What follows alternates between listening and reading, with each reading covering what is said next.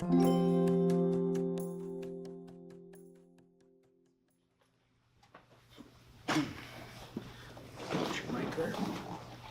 Okay, thanks for joining us, Chris, and thanks everyone for joining us today. The questions have all come from our membership base, so the team here at the Chamber had sent a request out for questions, and we'll go through the list of what we got sent in today, and hopefully Chris can give us some candid answers to everything we're about to ask him here today. So welcome and thanks for doing this, Chris. We'll get right into it. Let's start by getting to know you a little bit better. Newly elected M.P.P, how have you been settling into your new role, into the community here, and everything in Sault Ste. Marie? Maybe tell us about your first few months on the job. Yeah, no, happy to. It's been a whirlwind. The house rose at the end of the first week of June. And that was the first time, coming back up to the Sault that I had a moment to kind of felt like breathe for a second on that 90-minute flight up and take stock and thought, wow, how's it already been? February feels like it was just yesterday. And Elaine asked the same question as you started, and it's one I should probably be a little bit more prepared to answer going forward. But when she asked, I kind of said, it's honestly a lot like parenting. When you get your first kid and you only have the one, and those days, they feel like they'll last forever. Right, and the littlest thing is so important and special and new and exciting, and then all of a sudden you blink and you go, how's that 4 months already? That was fast. So it's been a lot of fun. I think we've kind of hit the ground running. Before the tariffs came into effect, one of the reasons I wanted to run and represent Sault Ste. Marie was because I felt like it was an extremely transitory time for this city and this region, and I think with those tariffs, it's just a little bit more pressing and urgent that we get a couple things right and that we form smart partnerships and move the needle. So I think the first few months have been about listening, engaging, playing a little bit of who's who in the zoo with stakeholders on both the social and economic side of things, because I think there's two sides of the same coin, and I think in Sault Ste. Marie and across the north, especially rural Ontario too, but let's just focus on the north and the Sault for now.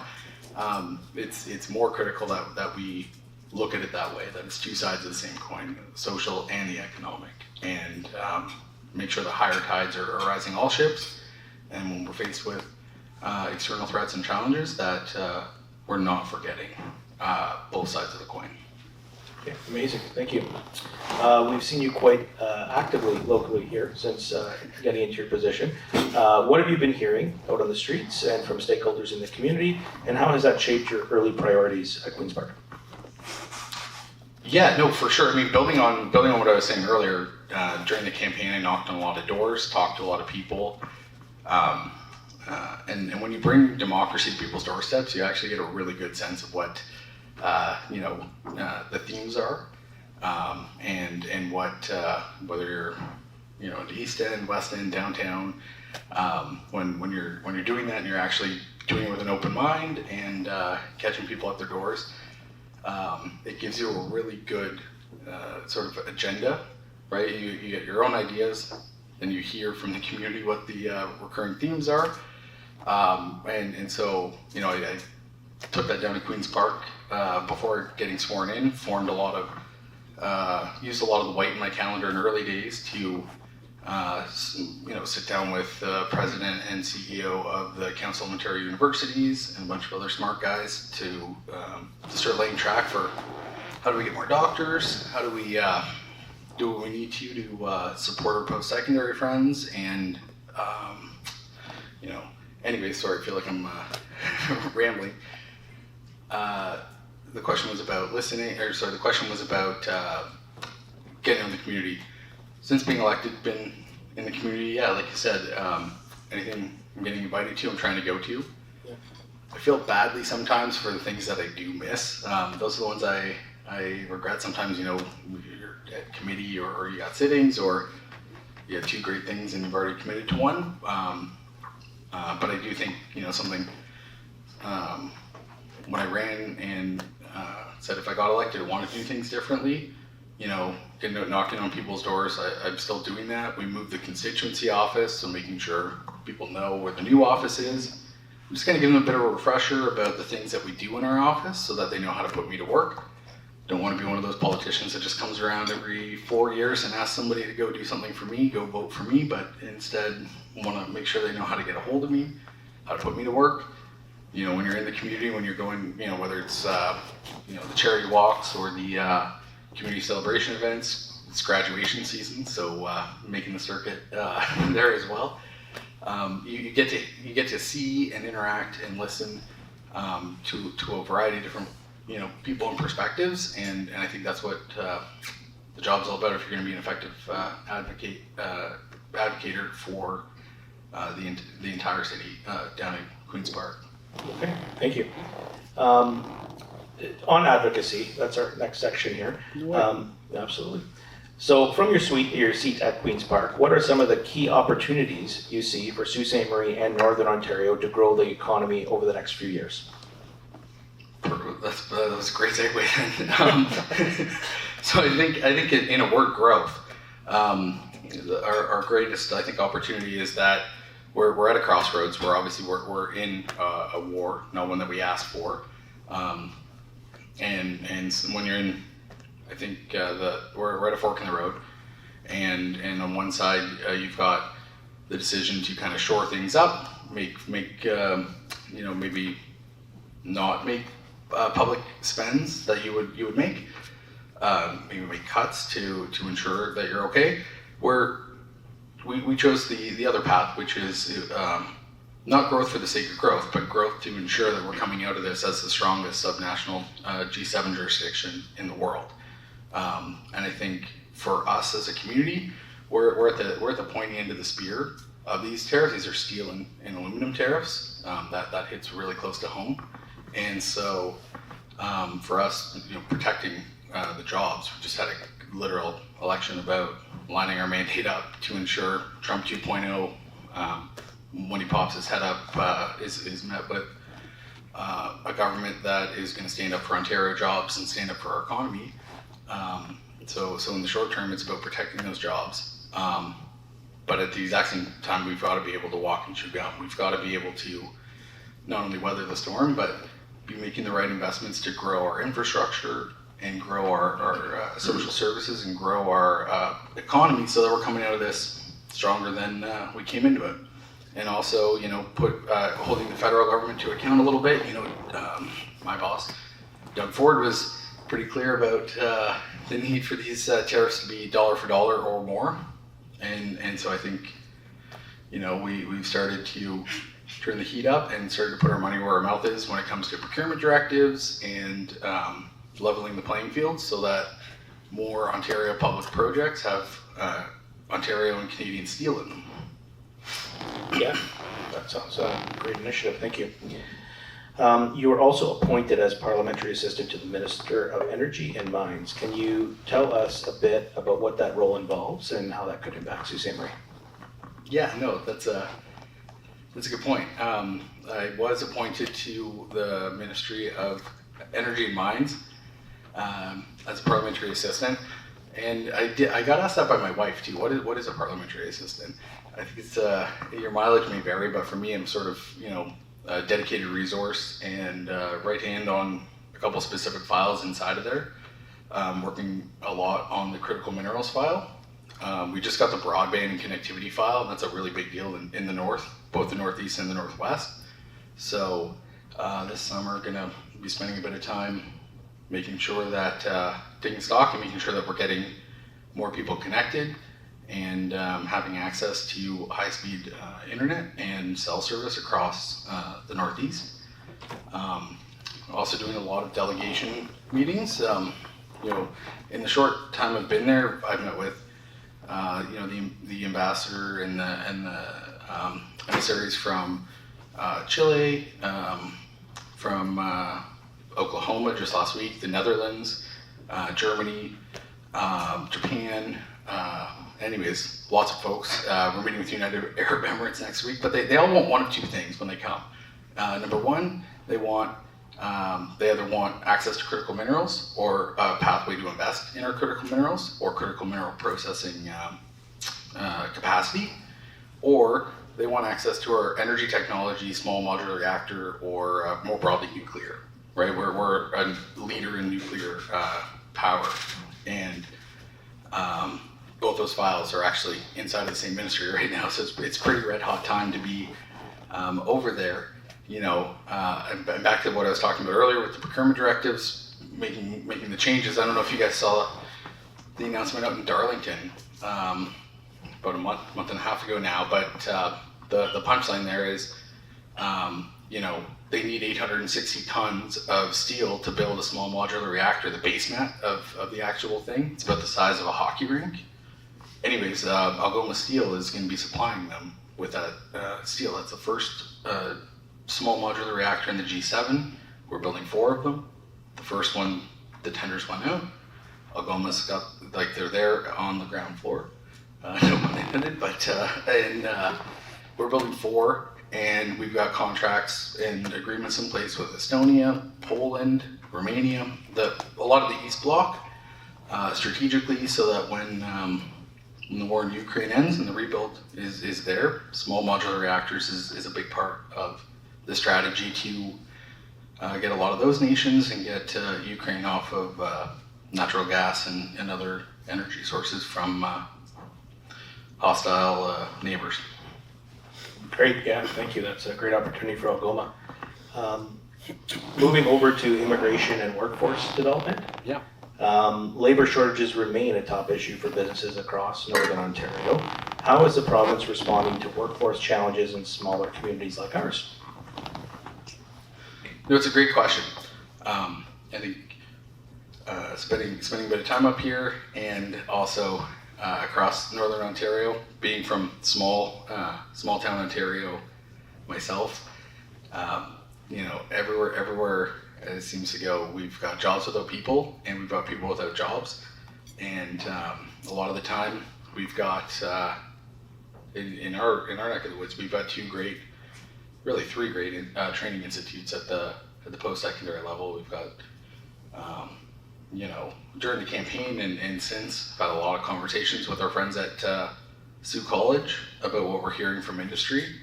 Right, we know we're about 49 mill rates short a year, and so I think getting more trades training up here, for home builders, you hear it all the time too. The number one kind of, well, now there's 2: access to capital and getting those rates down, but also the human capital of the people to build them. So I think it's smart partnerships, and it's also sometimes it's about getting out of the way, letting the creating the right conditions for job creators to create more jobs. On the training side, I think we've done a lot as a government with micro credentials, with our partners in the post-sec, as well as virtual learning. I think we've seen some really good projects come out for the North on both those fronts. And I think too, supporting industry to have a little bit more, corporate responsibility and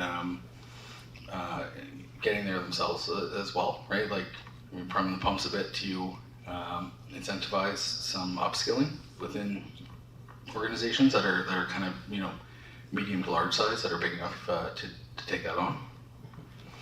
Okay, great, thank you. The Northern Chambers of Commerce asked the province for a dedicated set aside of 3,000 Ontario Immigrant Nominee Program, or OINP, spots. As the program continues to grow, is there any progress on this request, or will the northern communities like the Sioux look at other alternatives to try to use immigration to fill some of their positions? Yeah, no, that's a great question. I think that came up. We've chatted about that a couple times. You guys passed a resolution, I think, to right? The Chamber. The Northern Chamber did. We passed steel, biomass. Oh, well, I don't think we did one on immigration, did we? No, but the Northern Chambers, the Big Five, Timming, South Bay, North Bay, Sudbury, and the Sioux, we've been pushing hard on it. Yeah. Right. With Mr. Fidel. Yeah, no, for sure. And I think the only problem I I think back to the jobs of the people without jobs. I think everything we can do to get the right talent and the right people up here, we need to be putting that on the table, where it's prescribed and necessary to do so, right? Not at the expense of anybody's like current or potential opportunity that's already here. With the targeted resource, I still would love to sit down and really peel that specific policy back. I worry that if we're gonna try to fit inside the current model and work with Toronto and grab 3,100 out of the Toronto bucket, I just don't want to see the German beer model happen where, they keep all the good stuff for themselves and the stuff they're exporting is not, maybe.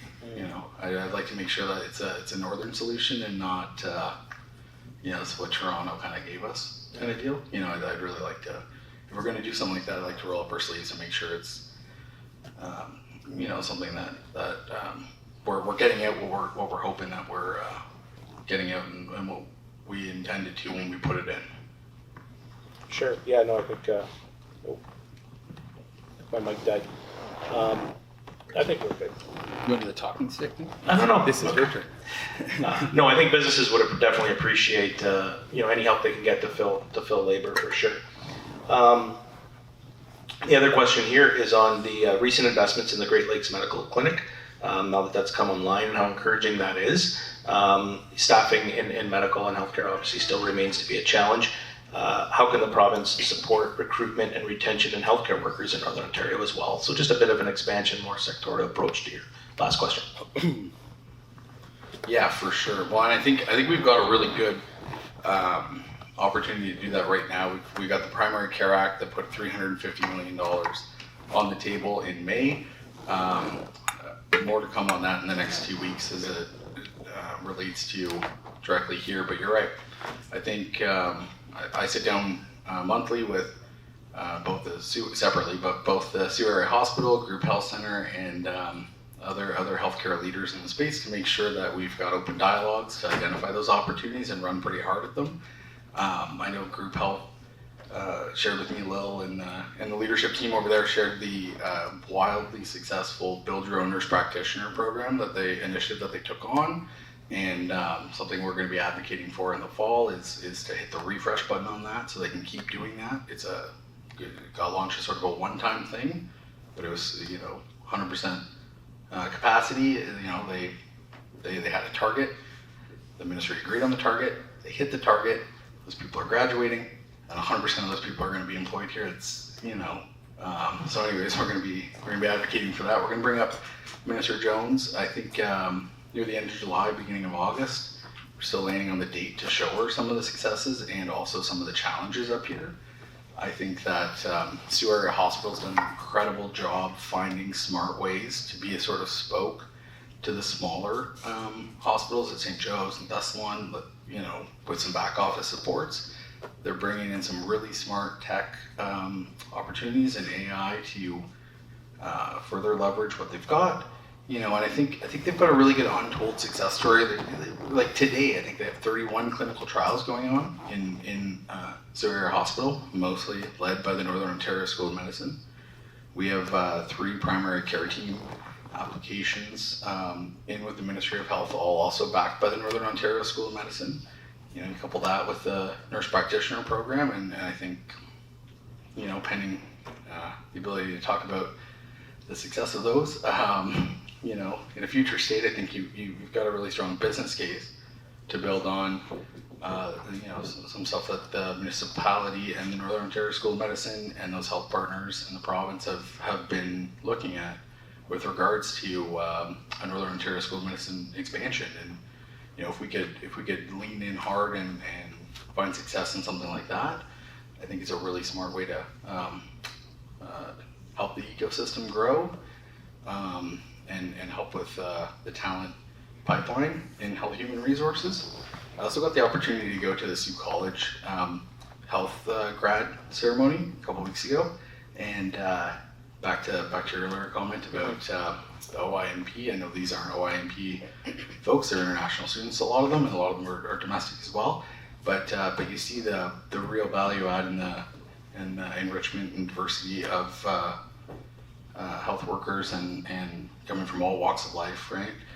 Some right from high school, some from other professions, some not from here, and but they all got into the training and are going on to extremely fulfilling careers because it's one, vocational, and two, great opportunity. So I think with the Learn and Stay grant, as well as what we've done with PSWs, I think we're starting a few years ago. We're starting to see a lot more, or a lot of the barriers to entry reduced, and a lot more uptake in training. And I think supporting the other end on employment is great.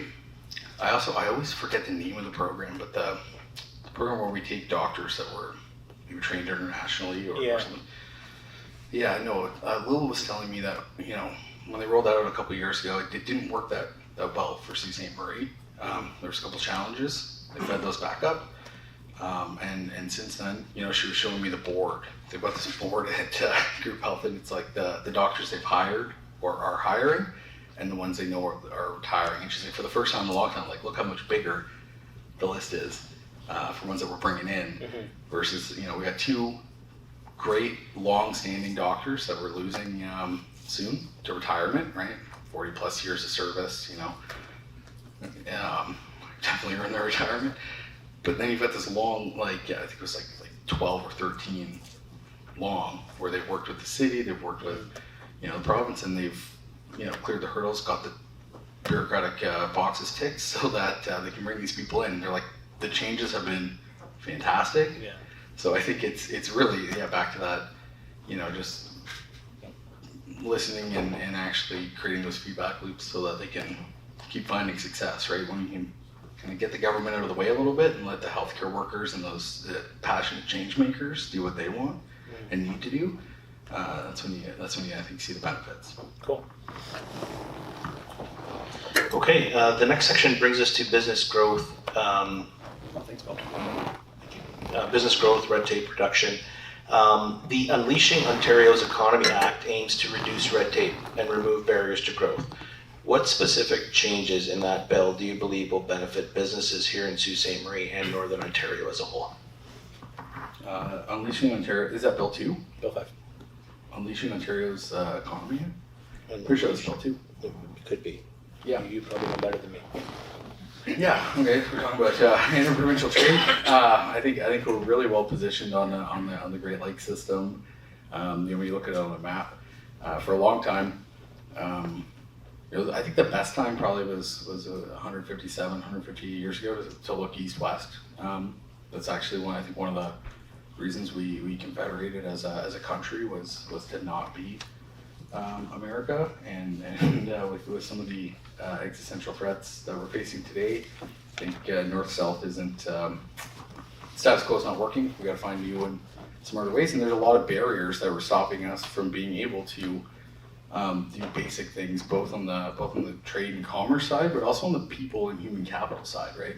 The fact that if you wanted to pick something up in Vancouver from the port over there and drive it to Ontario or Quebec, you need 3 different trucking licenses is pretty wild. The fact that you can get trained as a nurse here or in New Brunswick, but you can't work. If you get your Ontario license, you can't work in New Brunswick, and if you're a New Brunswick trained nurse at one of the great universities or colleges there, you can't work here as a nurse, right?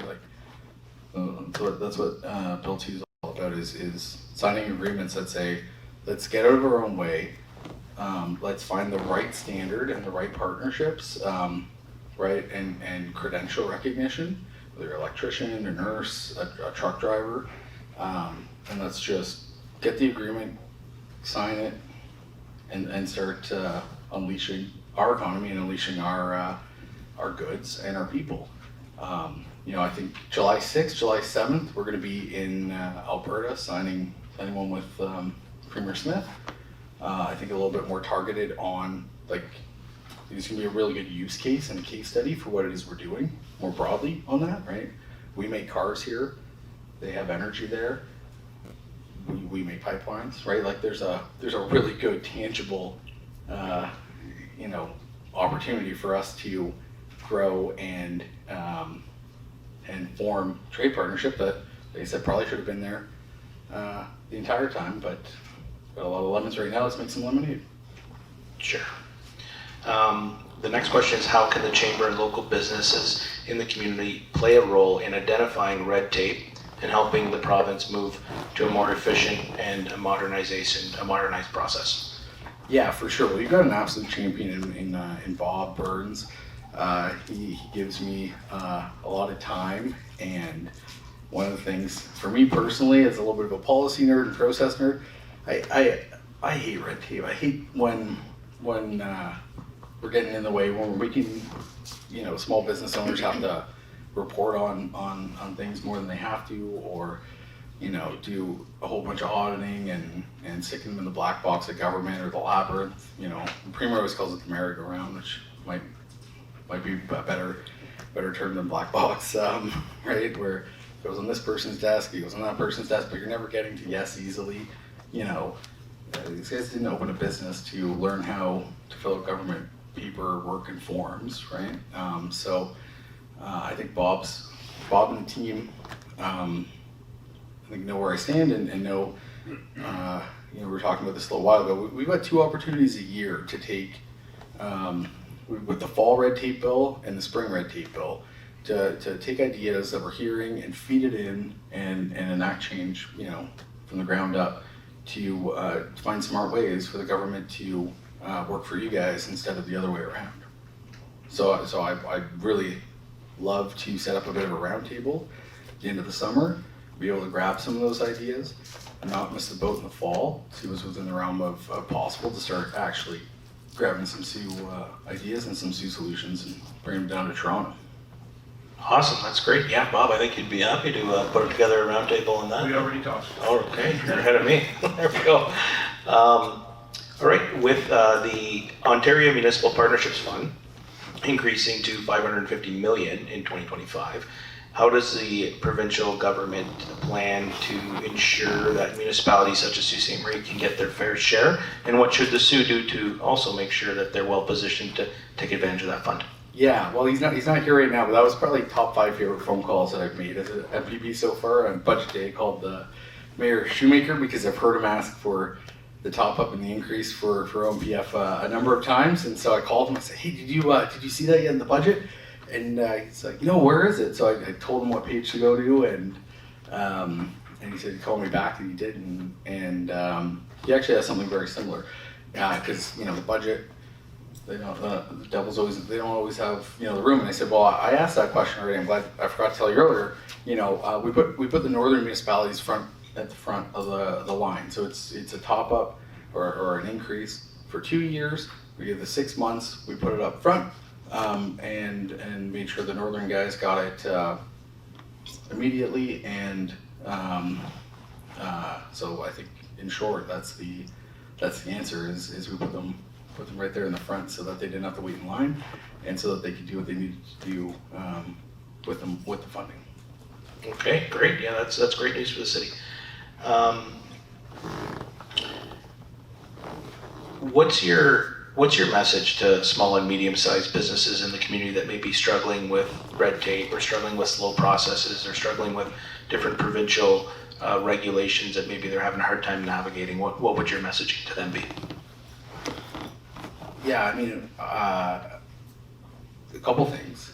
I would say to the small businesses that are struggling to grapple that and deal with that.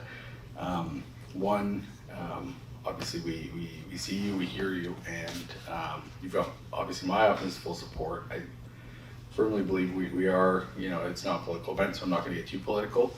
The only thing I'll say is I believe we are and always have been the party of small businesses, and if we're not doing that, if we're getting away from that, please let me and my office know so that we can champion that both at the local and at the provincial level. Small business is the backbone of Ontario, it's the backbone of the economy, and I'll always do everything I can to stand shoulder to shoulder with you. So we hear you and happy to work. It's not always sunshine and rainbows. We don't know what we don't know sometimes, and we need to bend or, give a listening ear and hear you guys out so that we're being honest brokers and good partners. Okay, thank you. Next few questions are about economic development and NOHFC and budget programs. So NOHFC has been an essential resource for businesses across the north for quite a while. Can you talk about any recent changes to NOHFC and anything that our community should be should be aware of or involved with to really take advantage of that fund, maybe more so than we've taken advantage of it before? Yeah, absolutely. So I got the privilege to grab some lunch with Mel and Tony at NOHFC this week because I think it's really important. We've got the NOHFC office here in Sault Ste. Marie. It's got to be a home field advantage to that. We've got to find smart ways to encourage and shine a light on and get more applications in. We need to flood the plains for NOHFC. That was probably one of the worst days, or maybe the worst day I've had as the M.P.P so far was the first quarterly meeting, where you as elected officials, you kind of get in the room and you review the applications that have been sent up. It was about 17 pages long, double-sided. There's only 2 on that list from Sault Ste. Marie. I can't advocate for, I can't have any degree of success for things that don't make that list, and you can't make that list if you're not applying. So what they've done locally, I think, is amazing. They've as an agency, changed the intake. I think it's 2 pages double-sided. It's not your grandpa's NOHFC. This is now like the gold standard where we're actually fanning out what they've done to modernize and change NOHFC to other agencies because it's so user-friendly. So I think we're going to find some smart and creative ways to spread the word and partner with our friends at the NOHFC office and the chamber to make sure that everybody knows about the NOHFC funding, the Rural Ontario Development Funding, which Sault Ste. Marie is eligible for. We should take advantage of this $20 million being put on the table. The Ontario Trade Together, the Ontario Building Together. We've got about 17 buckets of funding that we need to shine a light on and make sure, because they're not all like NOHFC. One of the greatest things about it is there's no intake and outtake period, so you don't have to. On one hand, you don't have to worry about missing, key deadlines. It's year round. You can put in applications. We just have to start doing that, flooding the plains, so that we're at least getting our fair share. Hopefully, better than that, though. Cool, thank you. We know many Sioux businesses have yet to take advantage of NOHFC support. How can the community better promote these programs and support local applications? So I know you commented on that a bit, but I know we have folks from the EDC here. Maybe you can speak a bit on how they can get out and talk to some of our businesses and really get pounding the drum on that and getting people out there to say what's been happening and how we can take advantage of these funds. Well, I actually understand that the EDC has started doing that already. So I don't want to take credit for the amazing work that they're already doing in making sure, both through the municipality, but also through smart partnerships, are getting the word out and also helping with a little bit of capacity and support for those. So shout out to the EDC and the team for what they're doing and also what Mel and the gang are doing over at NOHFC to promote it and get the word out. Like I said, I think that was a great lunch meeting I had, and really encouraged by the violent agreement at the table that let's just go out there and flood the plains. Cool, thank you. Are there any other new funding tools or investment pipelines that specifically designed to support Northern Ontario businesses that we should be knowing of? I think in a short, there is. There's, like I said, the $20 million with the Rural Ontario Development Funding, the Ontario Trade Together funding. I think one of those ones that if it's not benefiting communities like Sault Ste. Marie, I don't know who's exactly going to be benefiting, right? That's one to support businesses that have a business case or clients in America or other jurisdictions that are impacted by tariffs right now. So whether it's on the supply chain side or on the output side, it's up to $2 million per permit, or per, it's not permit, sorry, per applicant, to support them getting into new or different markets, or to reshore where possible, or retool, so that the business continuity and labor supports are there. I'd say we also have $5 billion in the budget that's set aside that's extremely flexible. I think we're about 20 days out from Carney and Trump sitting down for the trade talks, and so we've kind of kept our powder dry at the provincial level on that bucket of funding to get a sense first with like which way the wind's kind of blowing in those talks before allocating it on, you know, whether it's battening down the hatches or growth. So Great, and that leads us into our next section, which is trade, tariffs, and U.S. relations. So with the U.S. trade policy again in flux, especially around steel and other critical exports such as aluminum, above and beyond what you've already talked about, the question says, what is the province doing to protect Ontario businesses that are vulnerable to tariffs? So I know you've touched a bit on that. If there's anything else you want to add, feel free.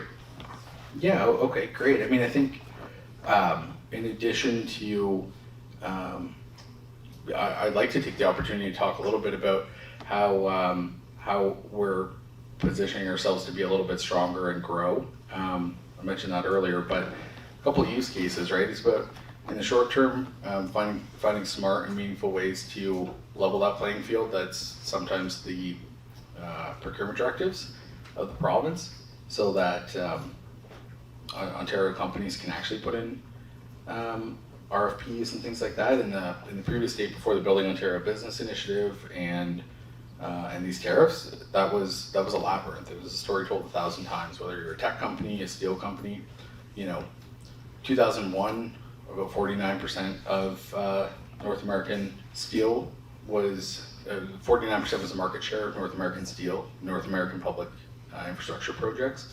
Today it's around 17-18%, right? You can go to a couple malls across Canada, the London Mall, in Vancouver they've got a mall, and they've got the exposed I-beams, and they're stamped and they say Algoma on them, right? We don't do that anymore though. We haven't done that in a long time. But our friends at Algoma tell us when they flip the switch for the electric arc furnace, there's a business case and there's a competitive edge that drives the cost down so that they can do that again. And at the same time, we've got a premier who's saying we buy $12.8 billion of steel and other building materials in the States. We're not doing that anymore. And so let's use some of that to retool and grow so that we can get I-beams again, and we can get rebar again, and we can get rail again coming off the lines at Algoma. And at the same time, we're putting purchase orders in their hands if they're doing that. To help the business case out to grow it. And I'm excited. August 11, I think, we've got a meeting where they're going to do a little bit of homework between now and then the Premier, Minister Fideli, and myself are going to sit down with the leadership team, the Brain Trust at Algoma, to find out what that actually looks like and how to enable it. Well, that type of value-added manufacturing is really exciting. I know, like when you go in the lobby at Algoma, you can see a history of making all these types of products that are no longer manufactured. I think that's a great way to add a lot of value and add some jobs to Algoma. So that's a great initiative. Well, the next question is actually on Algoma, and if it's redundant, I apologize, but it says you've been engaged with Algoma Steel and MP Terry Sheehan. Can you share updates on the steel industry support, especially as global markets continue? So I know you just added that one. Is there anything else you want to add? If not, then we can just move to next. Yeah, no, happy to. As it relates to the tariffs, for sure. You know, I've been working with 5 ministers at the provincial level and Algoma to coordinate, you know, just to make sure we're absolutely doing everything we can to support and protect the jobs in the interim, right? Minister McCarthy, the Minister of Energy, the Minister of Environment, and myself and the Premier have worked with Algoma on a couple of things that have been a little bit outstanding, but would really help in the short term to get across the finish line. With the M.P.P transfer payment agreement for, you know, getting it's a 3-year agreement to get them some basically, so I think everyone in the room knows like the massive transformation that they're almost finished undertaking with going from 112-year-old like coal burning technology to an electric arc furnace. Clean green steel is going to be rolling off the line, and so there's some incentives at the Ministry of Environment for that, as well as giving them the creating a policy standardization to because nobody's ever done that while running, so bit of a unique situation for them. There's a lot of incentives through like carbon credit, basically like the ability to sell carbon credits for people that make incremental changes or make transformation, but like not anything to the scale they've done. So we're working on creating some a standardization to give them the basically business case to go and sell carbon credits for the next 12 to 15 years, which I think is extremely beneficial for them and also other carbon intensive industries. With the Ministry of Environment, they're currently in the NEAP program, which is great. Gives them stable energy rates. That makes it really competitive for them to run. And as they ramp up and move over, there's a slightly more lucrative and better fund in the innovation stream for the Ministry of Environment. So getting them in there. With Minister Peary, brought him out to the mill, and we sat in his boardroom a couple times with Algoma, and when they were in CCAA protection, there was some money put on the table from the province to protect the pensions, secure the pensions, and get them out of that. That was given in the form of a loan, and so looking at either pausing the loans right now is $1.25 million a month that they're currently, I think, paying back. So they're pausing that or forgiving it. It's kind of the two options, right? In the at the beginning of this month, it was $1 million a day that they were paying in tariffs. Then they got doubled, and so it became, I think, that much more mission critical to protect those jobs and get them out of this. With Terry, the number one and number two ask from both Tenaris and Algoma, my understanding is other steel industry stakeholders, but those aren't the guys I talked to. For those two guys, the number one ask has always been take Section 53 and Section 54 of Trump's tariffs, copy paste them so we get the walls up. That's something we have to do as a country. That's a federal matter. I understand last Thursday there was the first iteration of that response, and hopefully at their level and with their talks, they're kind of getting the feedback they need to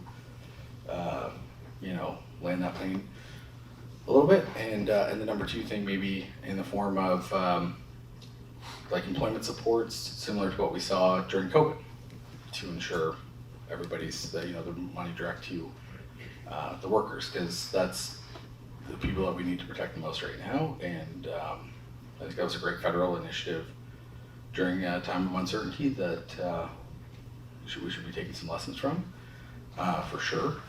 And so, yeah, we sat down, we met with the steel workers, the steel executives, and all three levels of government to kind of talk about some of this stuff. With Minister Fideli, it's the procurement stuff that we talked about previously. We want to talk about that again. With the Premier, it's been extremely strong support. He had the Steel Industry Roundtable a couple weeks ago down in Toronto. I think it was really successful and good for them to hear directly from him. For me, he pulled me aside in the last day of the sittings, and he said, on this Algoma thing, if you feel like any of these guys aren't answering the phone, you call my phone, and if I don't answer, just call right back and I'll know to take it.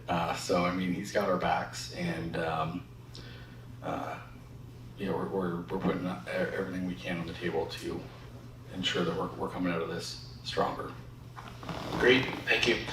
Next section's on infrastructure, highways, investment in those areas. So there's been some high-profile investments talked about in Southern Ontario as far as highways. In the north, do you have priorities as far as highway and logistical infrastructure investments? And is there any priorities that you have that you think would affect our region in a positive way?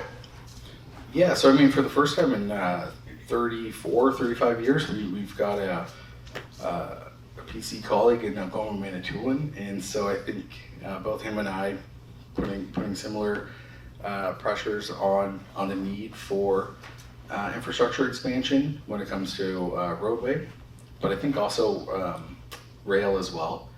I think there's a couple different opportunities.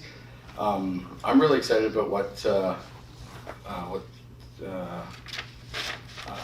lot of I think it's fair to say Tom's municipality that's kind of taking the lead on putting that port proposal together. Like that's a really exciting thing, right? Like I don't think we can talk about it too much, but like that's something we should all get a little bit excited about, right? Like the potential to push like a nation building project like that forward. The port's actually one of our questions, so go ahead, dive right in.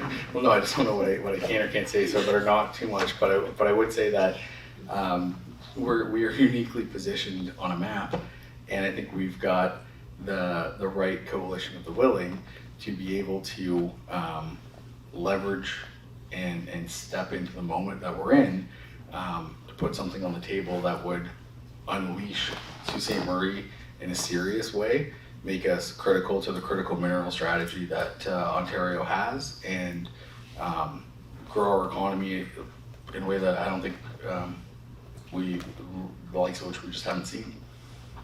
Excellent. Okay, well, we'll stay tuned for more on that exciting project. Moving on to the priorities of your government and province-wide issues, what are the main business-related priorities for the Ontario government heading into the next legislative session, and how are those intersect with the needs of northern communities? Yeah, for sure. So I think in a word, it's growth and it's partnerships. We need to be growing our northern communities. We need to be growing our northern business communities. I don't think Ontario's economy, I think the future of Ontario's economy depends on what happens up here. What happens up here and from here to James Bay is really, or Hudson Bay, is really the mission critical to the future of Ontario's economy. I think, God bless the guys in Toronto, they're great, and on the tech and med tech side, they're gonna carry a bit of water and stuff, but increasing our value capture for critical minerals and natural resources more broadly, and reshoring, strengthening our supply chains, which includes roads, rail, and ports, is how we're going to get out of some bad habits that we've had for a really long time, and start being a little bit more serious and explicit to the benefit of future generations, wealth opportunity and creation. Okay, great, thank you. Next one's about affordability, as it's a hot button issue across Ontario for both individuals and businesses. How's the province approaching the rising costs of doing business, whether it be through energy, insurance, or other regulatory burdens? How can we help our businesses survive an ever more costly operating environment? Yeah, no, for sure. I mean, I think that was a top 4 issue during the campaign. It's something you hear all the time. One of the things, a couple weeks ago, we launched the Integrated Energy Plan for Ontario. It's the first time I think we've looked at something like energy costs and the grid and growth forecasts and applied it to every region in this province to ensure we've got reliable, affordable energy for the next 50 years in this province, and that we're making investments and procurements and deals today to the benefit of people, ratepayers today, and industry. Keeping in mind the forecast of population growth and things we know are coming online, so that we can maintain our competitiveness and drive costs down while keeping the grid green. Right? I think we're agnostic when it comes to what the tech is, but we're doing. I think not sure how I should say that actually. It's a live mic. Maybe it'll take a second. I guess what I'm trying to say is I love that Minister Lecce did that. Took a lens, right? Like sometimes it's tough when you see things only decided in like year by year or in piecemeal, but to actually take a 30 to 50 year outlook on where we are today, where we want to be tomorrow, what do we have to do, what are the first couple steps on that 10,000 step journey, so that and anyways, we haven't got a chance. Check out the integrated energy plan. It's pretty rock star stuff, and I hope something that we can fan out across government. I hope we start looking at more policies with that lens of future generations and what we're leaving behind. Okay, yeah, will do. Thank you. With the recent focus from the province and your government on advanced manufacturing, battery supply chains, clean energy tech that you just mentioned, critical mineral strategies, where would you say the biggest opportunities for Sault Ste. Marie would be, and how do we as a community carve out strategies that meet the political priorities? Yeah, for sure. I think our greatest opportunity is always going to be our people and our location to the rest of Northern Ontario. I think with the right partnerships and the right plan, it's a lift. It's a heavy lift. I don't want to undersell it, but I think we've got a coalition willing to make the lift to demonstrate the use case of how critical we can be, not just for the critical minerals, but for supply chain routes and also leveraging some land and some industry opportunities to capture more value as it relates to, I think, critical mineral processing, and I think also battery storage. Couple things you mentioned on the list, I think we ought to be putting our hands up and fighting for. Cool, thank you. Looking ahead, or what are the key economic announcements or legislative changes that you think our business community should be keeping an eye on for 2025? Sorry. Any changes in policy that you think we should be keeping an eye on? Yeah, I think the budget had a lot of really good stuff for us. I think the main ones, back to the other side of the coin for a second, on the social side, we put a lot of money in the budget for capital and daycare expansion.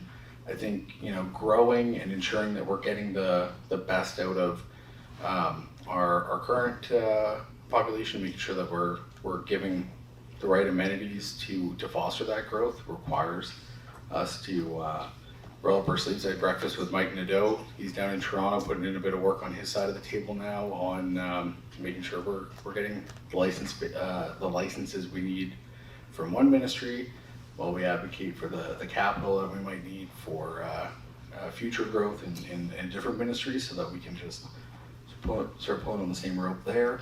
And I think also I think there's a lot of opportunities. Agency reviews going on right now, right? Making sure that we're the government of Ontario, not the government of Toronto, as it relates to where some agencies are, located and stuff. I think, like I said, OMPF being increased, I think gives our municipal partners what they need to also tell us a little bit more. NOHFC got expanded, so that's $110 million a year bucket, right?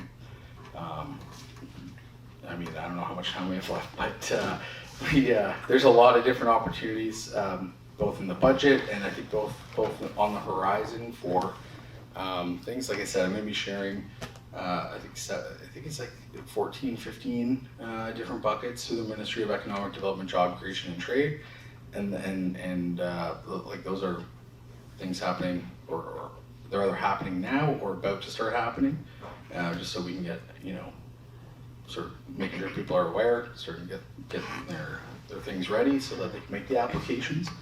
And then we've got the $5 billion set aside in the budget for tariff response if needed. Okay, great. So our last section is just closing remarks. So a few questions here, but we'll probably summarize a bit. As you're looking ahead to the remainder of your term, what are your top priorities for Sault Ste. Marie and surrounding region? You've touched on that a bit. And given there's a lot happening in Queen's Park, is there anything else that you want to let Sault Ste. Marie know, let Saultites know, or just close today's session with whatever closing remarks you'd like to make, or anything that we didn't get a chance to address that you'd like to touch upon now. Yeah, well, thanks a lot, Jason, and thanks a lot to the Chamber for hosting the event. I think, my top priority going forward, for sure, I learned really quick in that short 6-week session while we were down in Toronto most of the time, was I got to prioritize my wife a little bit better, and I got to prioritize my young family. It's really easy to get your time eaten up, especially when you're playing the away games down in Toronto, right? So for me, it's a little bit of a priority saying no while down in Toronto, so that I can carve out the right amount of time for not missing too many moments with the family. The big priority for the next couple months while we're not in Toronto is getting out to as many events and being part of we're going to be hosting, I think, 4 or 5 ministers in the next couple months. I think we're going to be bringing some great announcements and some great opportunities up to Sault Ste. Marie that will demonstrate, I think, a little bit of the work that was done in the early days, which I'm excited for, because that makes it a little bit more rewarding for the trade-off on the personal side. And yeah, I think just got to keep showing up, keep listening, and keep working together. Very good. Well, thank you for your leadership, and thank you for joining us here today, and for all the hard work for the community. Thank